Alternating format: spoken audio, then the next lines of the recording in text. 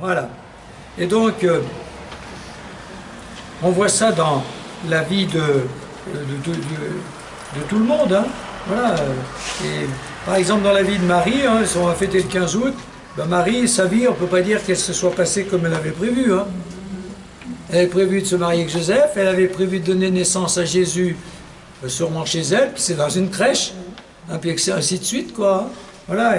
Et puis après, ben, vous avez prévu de vivre à Nazareth, il faut partir en Égypte. C'est constamment comme ça. Hein. Voilà. Et puis ainsi de suite. Et puis bien sûr, après, la vie de Jésus, ça n'a pas été tout à fait ce qu'elle imaginait. Hein. Après, le plus grand prévu, c'est la croix quand même. Elle est présente au pied de la croix. Voilà. Maintenant, elle n'avait peut-être pas prévu de monter au ciel à la fin de sa vie, ce qu'on va fêter à l'Assomption. Mais bon, ben voilà, elle a été disponible. Donc il faut être disponible. Ça, c'est le premier temps. Alors, se rendre disponible à la volonté de Dieu. Alors ça, c'est le gros problème qu'on a tous. Qu'est-ce que Dieu attend de moi? Qu'est-ce que Dieu attend de moi? Comment discerner sa volonté? Alors à tous les âges, quand on est jeune, surtout la grande orientation de sa vie, hein, vie professionnelle, vocation, etc. Bon, mais après, à tous les âges, on se dit, mais maintenant que je suis à la retraite, qu'est-ce que je vais faire? Maintenant que je suis malade ou maintenant que je suis trop âgé? Donc il faut toujours se poser la question, ce que Dieu attend de moi, pour dire que ta volonté soit faite. Mais comment discerner la volonté de Dieu? Alors, on va laisser le 3, parce que, comme dans le livre que j'ai lu, ils le reprennent. Après, j'ai mieux commencé par ce qui est dit. Alors, je vais vous donner le 12. Prenez le 12.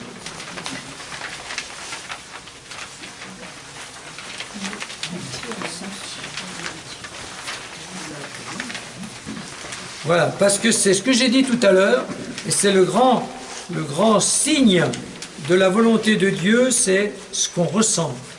En 1552, il écrit au Père Antoine, « Cherchez de toute manière à obtenir le sentiment intérieur en notant et consignant par écrit ce que Dieu notre Seigneur vous donnera particulièrement à sentir, là où se trouve le germe de l'avancement spirituel. » Voilà. Donc c'est ça. Qu'est-ce que je ressens si je fais ça? Qu'est-ce que je ressens en moi, au fond de moi, si je prends une orientation complètement différente? Qu'est-ce que je ressens si je décide de rejoindre telle équipe? Oui. Qu'est-ce que je ressens? Le ressenti intérieur. Le signe de la volonté de Dieu en nous, c'est ce ressenti spirituel fort provoqué par telle parole de la Bible, tel projet, tel appel, tel événement, telle rencontre, tel besoin, tel attrait intérieur, tel état de grâce. Que Dieu vous donne de connaître et de sentir dans l'intime de l'âme sa très sainte volonté. Et une fois senti, d'avoir des forces puissantes et des grâces pour l'accomplir en cette vie avec amour. Ben voilà, ressentir, pour qu'ensuite vous puissiez le faire. Voilà. Alors, je termine, puis on va revenir là-dessus, parce que c'est quelque chose sur lequel il faut que vous reveniez tous. Qu'est-ce que Dieu attend de vous en ce moment? Voilà. Dans les périodes d'hésitation, c'est comme ça que François discerne la volonté de Dieu. Il a plu à Dieu dans son habituelle miséricorde de se souvenir de moi. Avec une grande consolation intérieure, j'ai senti et j'ai compris que c'était la volonté de Dieu que j'aille à Malacca, par exemple. Cette sensation n'est ni sensiblerie, émotion superficielle, mais motion, mouvement, élan de l'esprit en nous. Alors ça, il faut qu'on revienne là-dessus, parce que ça, c'est très jésuite. Hein, c'est très jésuite, et lui, il le vit. Il le vit bien et il l'explique bien. Hein, voilà. Donc, pour discerner la volonté de Dieu, ben, il faut attendre un grand ressenti, un sentiment spirituel fort intérieur. Un sentiment de bien-être, mais de bien-être qui nous rapproche de Dieu. Un sentiment qui nous élève vers Dieu. Voilà. Et donc, ce sentiment, on étudie. Il a même mis en note et on consigne par écrit. Par exemple, voilà.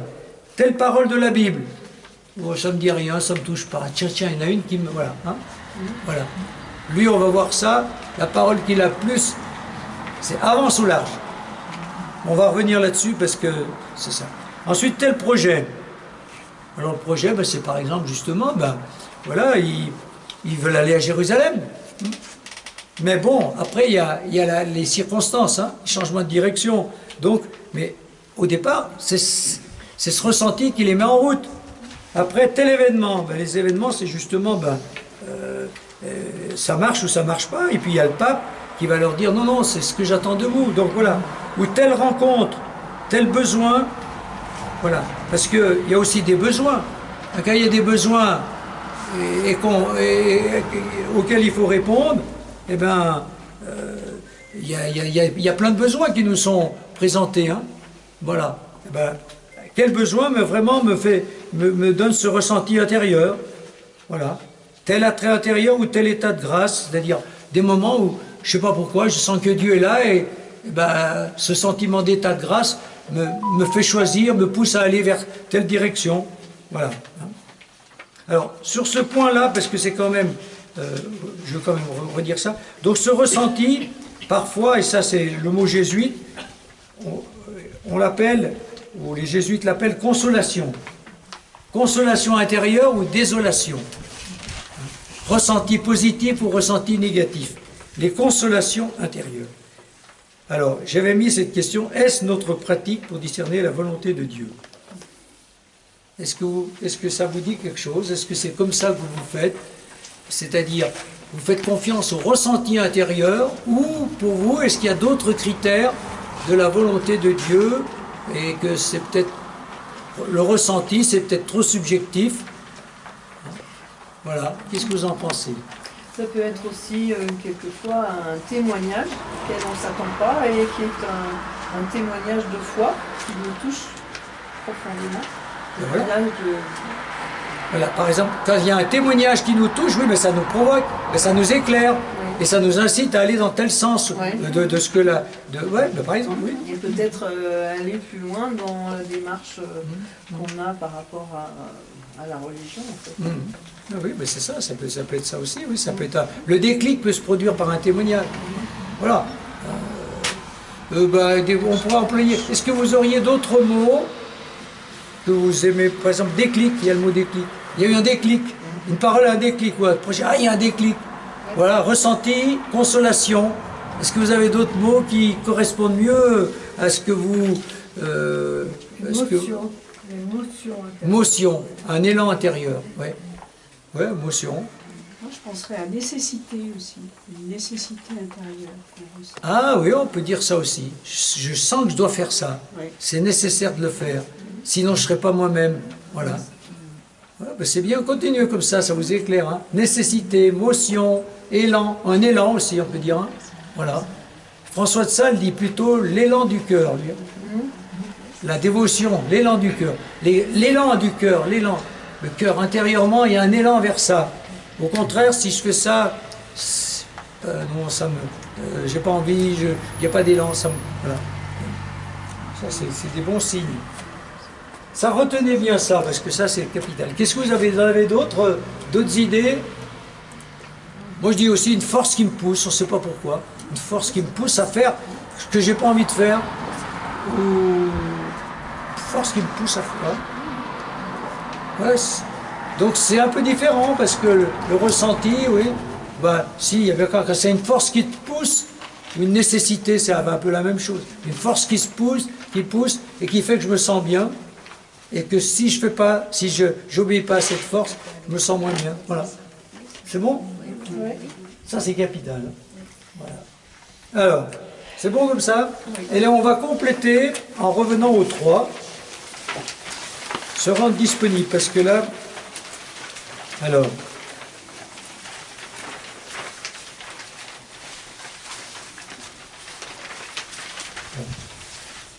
voilà. Alors on prend, ce qui nous force, je le lis, parce que ça c'est moins de rapport. Ce qui nous force le plus à espérer en Dieu, c'est de manquer de personne pour nous aider spirituellement, si bien qu'ici, en ces terres lointaines où il n'est point connu, Dieu nous a fait tant de grâce, car les créatures nous forcent et nous aident à ne pas négliger de mettre notre foi, notre espérance et notre confiance dans la bonté divine. Bon, totale confiance en Dieu qui nous conduit où il veut. Alors, c'est ça. Et pour cela, disponibilité intérieure à sa volonté, ce qui suppose, alors voilà, pour améliorer ce qu'on vient de dire sur le ressenti, écarter de soi les attachements désordonnés. C'est-à-dire, pas être trop attaché à certaines choses qui nous empêchent de nous ouvrir à ce ressenti. Voilà, parce qu'on peut être trop attaché à des objets, à des personnes, à des habitudes, à son portable, à son iPhone, à je sais pas quoi, ou à son pays. Hein, voilà. Si on est trop attaché, eh ben, on ne peut pas être... Pour dire oui à la volonté de Dieu, il faut se détacher de tous nos attachements trop forts. Ça, c'est sûr. Voilà. Ensuite, chercher et trouver la volonté de Dieu dans la meilleure disposition possible de sa vie. Ben ça rejoint le ressenti, la meilleure disposition. Abandon de sa volonté propre. Voilà, Dieu me demande ça, mais moi j'aurais voulu, j'avais envie de faire autre chose, donc ça rejoint ça. Hein. Voilà. Désir inconditionnel de se laisser conduire, donc ça complète ce qu'on vient de dire. Disponibilité aux besoins de l'Église, de la mission, présentée par les médiateurs, le pape, Ignace de Loyola, etc. Donc, dans ce qu'on a dit, quand on envisage quelque chose, eh bien, oui, il peut y avoir des besoins, hein, on l'a dit tout à l'heure, des besoins qui sont criants et qui peuvent nous interpeller et qui peuvent nous mettre en route et qui peuvent nous faire croire, ben voilà, si je réponds à ce besoin, je serai à ma place, je répondrai à ma vocation. Radicalité du oui, ne pas regarder en arrière, ne pas chercher d'excuses comme les invités au repas, laissant tout et le suivre. Donc ça complète un peu ce qu'on a dit sur le ressenti, mais c'est surtout le ressenti qu'il faut que vous ayez, ou la nécessité, etc., la motion, voilà. Souvenez-vous toujours que Dieu estime plus une bonne volonté pleine d'humilité par laquelle les hommes s'offrent à lui en faisant l'oblation de leur vie pour son seul amour et pour sa gloire, qu'il n'estime et apprécie les services qu'on accomplit pour lui, aussi nombreux fussent-ils. Donc voilà, ce qui plaît à Dieu, c'est qu'on fasse sa volonté, plus que ce qu'on réalise. Si on voilà. Je vous prie donc de mettre tous vos fondements en Dieu pour toutes vos choses, et de ne pas avoir confiance en votre pouvoir, en votre savoir, ni en une opinion humaine. Plus concrètement, en tant que jésuite, François Xavier voit aussi la volonté de Dieu dans l'obéissance religieuse. Il fait ce vœu le 15 avril 1539, voilà, parce que chez les jésuites, l'obéissance est peut-être encore plus exigée que dans les autres. Hein, les vœux religieux, c'est pauvreté, chasteté, obéissance. Hein. Donc l'obéissance. Donc obéir au supérieur, ça peut être un signe de la volonté de Dieu quand même. Hein. Voilà. Alors, mais comme en Inde, les ordres arrivent par courrier une année après être envoyés, et encore, en fait, et c'est très jésuite, l'obéissance pour lui sera une disponibilité inconditionnelle à l'Esprit du Seigneur qui lui parle au cœur. Donc voilà, ça complète, dit voilà. Donc, je veux bien obéir à mon supérieur, mais quand je reçois ses ordres, il y a déjà plus d'une année que c'est passé. Donc pour lui, obéissons, et là ça confirme ce qu'on vient de dire, le ressenti intérieur. Alors sur toutes ces questions de discernement de la volonté de Dieu, voilà, est-ce que vous avez encore d'autres critères pour discerner la volonté de Dieu que les critères qu'on a donnés, hein, cet ressenti intérieur, le plus important, les besoins, les appels des autres, ou l'obéissance, ou des choses comme ça. Est-ce que vous avez d'autres critères? Il y en a, non? Il y a des phrases dans l'Évangile qui peuvent nous... Ça, on l'a un peu dit, oui, des phrases. Ouais. Des phrases qui stimulent et qui nous éclairent, oui.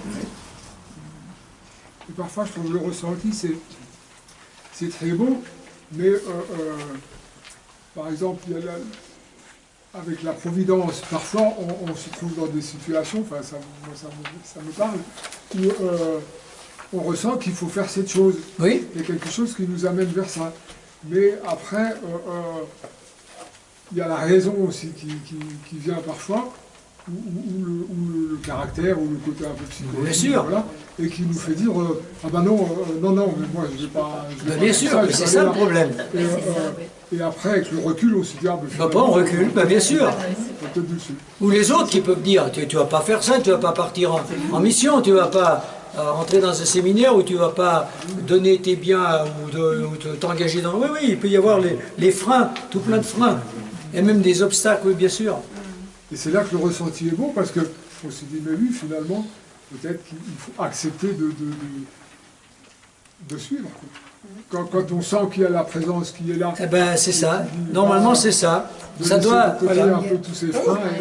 C'est aussi les attachements. Souvent, on est trop attaché à telle personne ou à telle chose, et c'est la raison dit tu vas quand même pas faire ça, Tu vas perdre ça. Oui, oui. C'est bon? On continue, allez. Parce que ça, c'est quand même, si vous retenez de ça, les discernements. Voilà, oui, oui.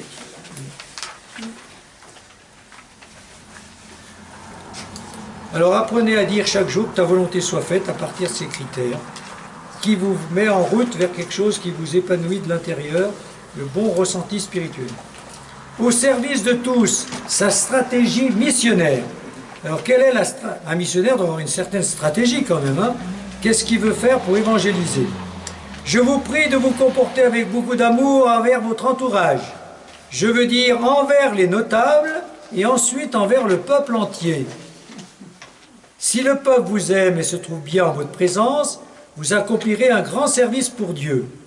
Sachez relever ses faiblesses, et si présentement les gens ne sont pas bons, dans quelque temps ils le seront. Vous voyez donc, hein? Pour être missionnaire, il faut être bon. Aimer, se faire aimer et rendre bon. Donc c'est une bonne relation. Voilà.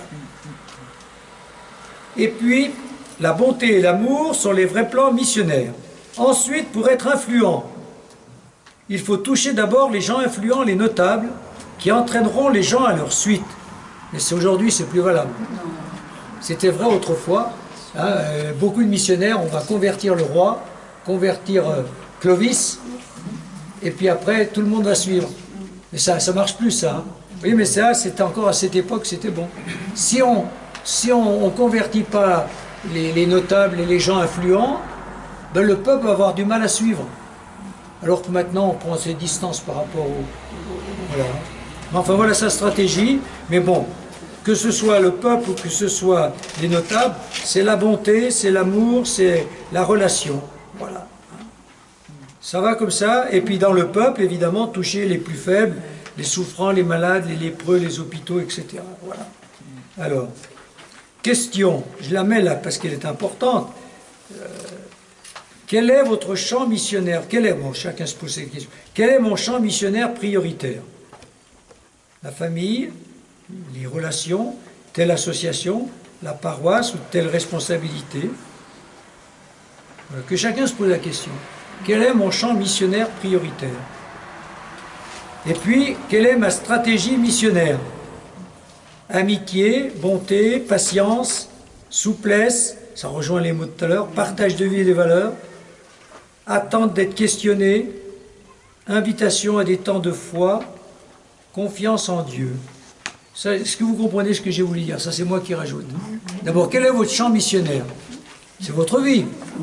Hein, vous n'allez pas partir en Inde, mais pourquoi pas partir ailleurs, hein. Il y en a qui font ça quand même maintenant. Des gens qui partent avec une communauté 6 mois ou sans être vraiment missionnaire à plein temps. Hein. Voilà. Il y en a qui font ça.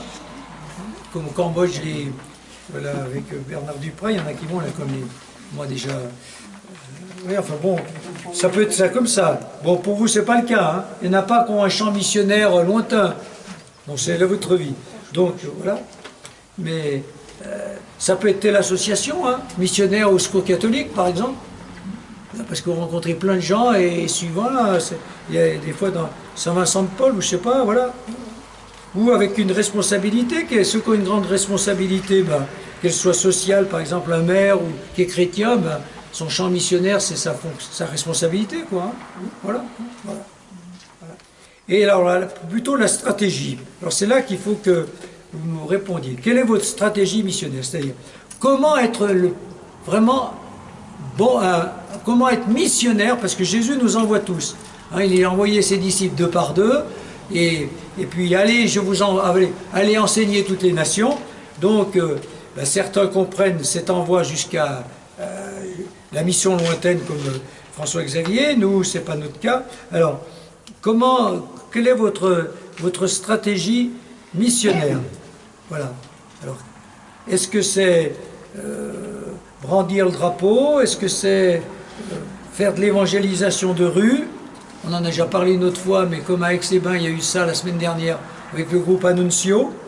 25 jeunes qui étaient là, qui étaient dans la rue, discuter de leur foi, vite. Voilà. Ou alors, je dis jamais rien, j'attends d'être questionné. je vis ma foi, j'essaie de vivre, j'attends qu'on me questionne. C'est ce que dit Guy Gilbert, vous connaissez, le prêtre des Loubards, là. Lui disait que, lui, pour parler de sa foi, il vivait à sa manière, hein, son style, et il attendait d'être questionné. Et quand on pose question, ben on peut être missionnaire, parce que pourquoi tu fais ça, qu'est-ce qui t'anime, etc. Voilà. Vous, qu'est-ce que vous en pensez? Ou alors, confiance en Dieu, je fais rien de spécial, je vis ma foi, et ben que Dieu touche les gens que je côtoie, voilà. Qu'est-ce que vous en pensez? Quelle est votre stratégie missionnaire? Si vous arrivez à dire quelle est la volonté de Dieu, si vous retenez ça d'aujourd'hui, c'est magnifique. Et puis, quelle est ma stratégie missionnaire? Qu'est-ce que j'essaye de faire pour annoncer l'Évangile? Pour témoigner de ma foi dans le milieu où je suis, pour que d'autres adhèrent à la foi. Voilà.